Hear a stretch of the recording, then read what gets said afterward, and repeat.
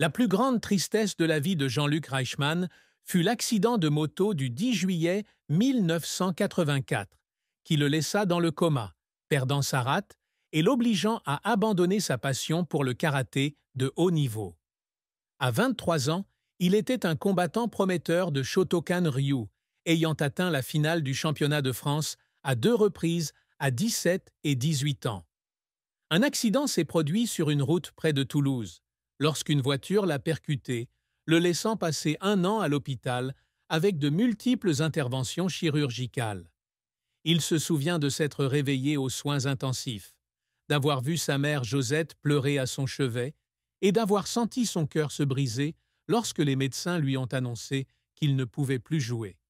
Le karaté était ma façon de faire mes preuves, et quand j'ai perdu cela, j'ai eu l'impression de n'avoir plus rien, a-t-il partagé lors du gala 2017, la voix remplie d'émotion. Cette douleur physique et mentale, ainsi que la grande cicatrice sur son corps, le hantèrent pendant de nombreuses années. Malgré ses efforts pour surmonter cette situation en se lançant dans la radio et la télévision, il pleurait encore chaque fois qu'il se rappelait ses rêves interrompus, surtout lorsqu'il regardait des matchs de karaté à la télévision.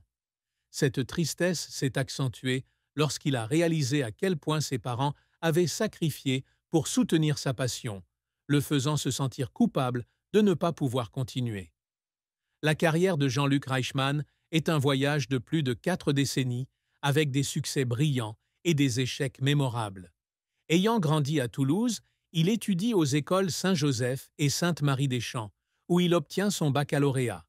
Dès son plus jeune âge, il a montré un talent pour l'humour, faisant même rire toute l'école en imitant un professeur lors d'une cérémonie.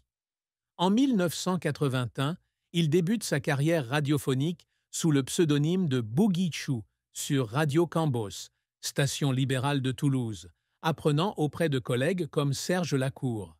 Il s'installe à Paris en 1989 et travaille chez RFM, NRJ, Europe 1 et RTL, où il anime l'émission Vous avez bien 2 minutes de 2002 à 2003.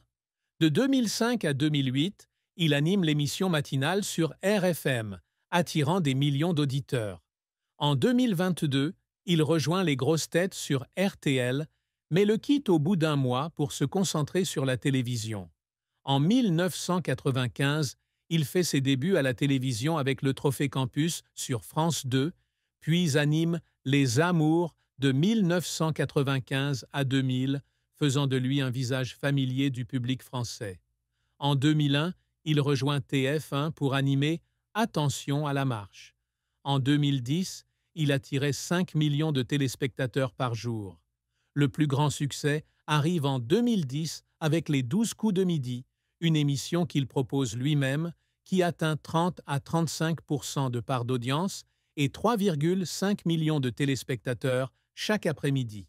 L'émission a remporté de nombreux prix, dont le TV Notes Award 2019, et a fait de lui l'un des présentateurs les plus populaires de France, se classant 2e derrière Nagui dans un sondage Ipsos de 2020.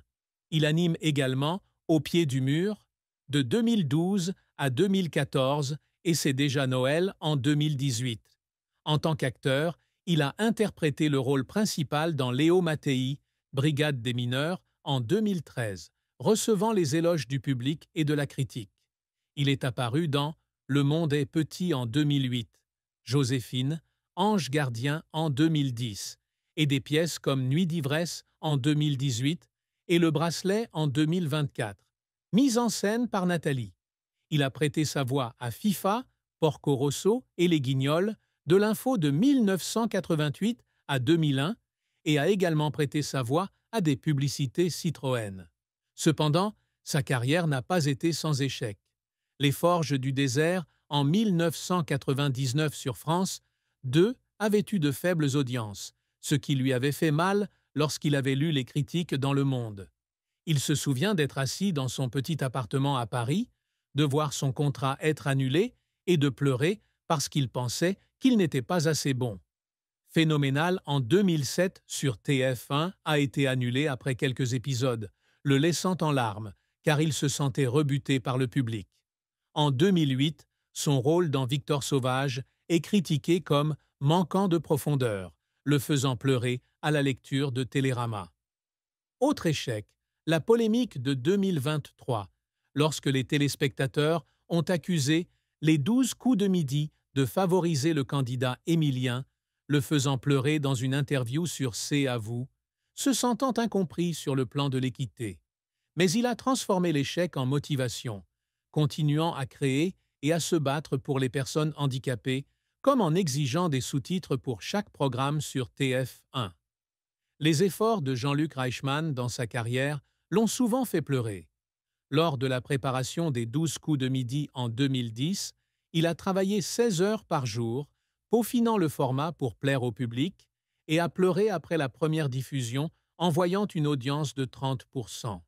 En 2013, lors du tournage de Léo Mattei, il pleure en recevant une lettre d'éloge d'un jeune spectateur, ressentant le sens du rôle. En 2018, alors qu'il jouait Nuit d'ivresse au théâtre de la Michaudière, il a pleuré tandis que le public se levait et applaudissait. « Je vis pour apporter de la joie », a-t-il déclaré à RTL. En 2020, alors qu'il était classé 2e au classement des hôtes, il pleurait en se remémorant le voyage d'une voix anonyme.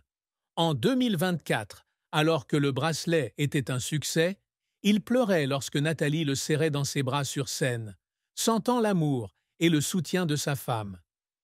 La fin de vie de Jean-Luc Reichmann fut triste avec le décès de sa mère, Josette Vaillant, le 7 août 2022. Josette, une mère dévouée, l'a soutenu dans toutes les épreuves, depuis son accident de moto jusqu'à ses débuts à la radio. Il se souvient des matins à Montastruc-la-Conseillère, où sa mère préparait le petit déjeuner et parlait de son rêve de devenir enseignante. Lorsque Josette décède à 87 ans d'une insuffisance cardiaque, il est en tournage avec Léo Mattei à Marseille. Il a reçu la nouvelle par un appel de son frère Bruno et a eu l'impression que le monde s'était arrêté. Il est retourné à Toulouse, s'est arrêté devant la vieille maison, a regardé les photos que sa mère avait prises et a pleuré parce qu'il n'avait pas eu le temps de la remercier pour son amour. « Ma mère est mon cœur », a-t-il partagé sur Instagram, accompagné d'une photo de sa mère souriant joyeusement. Cette perte l'obligea à interrompre son travail, et il organisa une cérémonie commémorative à l'église Saint-Cernin, où il lut un poème qu'il avait lui-même écrit en hommage à sa mère. Amour et mariage de Jean-Luc Reichmann est une histoire émouvante, avec des joies et des peines profondes. Avant de rencontrer Nathalie Lecoultre, il a eu une relation à long terme qui a donné naissance à 3 enfants, Léo, Lou et Lola. Bien qu'il n'ait pas divulgué de détails, il a un jour partagé sur Télé 7 jours que cette séparation avait été une période difficile, le faisant pleurer lorsqu'il pensait ne plus pouvoir être avec ses enfants. Il se souvient des nuits passées assis dans son appartement parisien, à regarder des photos de famille et à pleurer lorsque Léo appelait pour demander quand son père serait à la maison. En 2000, il rencontre Nathalie Lecoultre, créatrice et réalisatrice, alors qu'elle travaille pour Les Amours. Ils tombèrent rapidement amoureux, se marièrent et eurent 3 enfants, Swan, Rosalie et Hugo. Nathalie fut une grande supportrice du metteur en scène Léo Mattei et de ses pièces, comme Nuit d'ivresse. Nathalie est ma lumière, a-t-il partagé lors du gala 2024. Cependant, leur mariage ne s'est pas déroulé sans difficulté. La pression de son emploi du temps chargé et la surveillance médiatique le faisaient pleurer lorsqu'il lisait des articles négatifs sur sa vie privée. En 2022, lorsque Josette décède, lui et Nathalie traversent une crise, car il se replie sur lui-même, ce qui inquiète Nathalie. Ils pleuraient alors qu'ils étaient assis ensemble dans le jardin de Neuilly-sur-Seine, s'excusant de l'avoir repoussé. Il essaie de concilier son travail avec sa famille en organisant des voyages en Toscane, où ils possèdent une maison de vacances. Il est fier de voir Swan poursuivre la musique, Rosalie étudier l'art et Hugo passionné de sport, mais pleure encore lorsqu'il pense aux moments manqués avec Léo, Lou et Lola. Une autre fin triste dans la vie de Jean-Luc Reichmann fut la mort de son père, Pierre Reichmann, en 2016. Pierre, directeur du supermarché Mammouth, était un modèle de travail acharné et de fierté juive tchèque. Il se souvient des soirées à Toulouse où son père lui racontait le voyage de son grand-père depuis la Slovaquie pour échapper aux nazis. Lorsque Pierre décède à l'âge de 83 ans d'un cancer du poumon, Jean-Luc dirige les 12 coups de midi à Paris. Il a reçu la nouvelle par un appel de Bruno et a senti son cœur s'arrêter. Il est rentré à Toulouse, s'est arrêté devant le supermarché Auchan-Gramont où travaillait son père et a pleuré parce qu'il n'avait pas eu le temps de le remercier pour ses leçons. « Mon père m'a appris à affronter les difficultés », a-t-il confié à France Télévisions. Cette perte l'a conduit à composer un volume spécial de Léo Mattei sur la paternité, en guise d'hommage. Les réalisations que Jean-Luc Reichmann s'est efforcé d'accomplir ne se limitent pas à la télévision, mais s'étendent également au métier d'acteur, à la charité et au rôle de père dévoué. Enfant de Montastruc la conseillère, il rêvait de prouver qu'il pouvait surmonter les préjugés sur sa tâche de naissance pour devenir une star. Les 12 coups de midi, Léo Mattei et Nuit d'ivresse témoignent de cette ambition, le faisant passer d'une voix inconnue à l'animateur le plus aimé de France. Il a passé des décennies à apprendre, en apprenant lui-même le doublage et en travaillant avec des réalisatrices comme Josiane Balasco. Le succès des 12 coups de midi, des